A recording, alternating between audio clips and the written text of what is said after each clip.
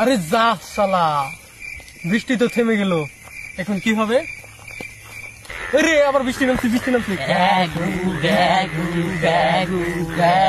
জানিস পাশের জঙ্গলে একটা সেক্সি ব্যাঙ্গি থাকে, ওই তো মালটা যাচ্ছে, চল যাই আমি ওকে প্রপোজ করে আসছি।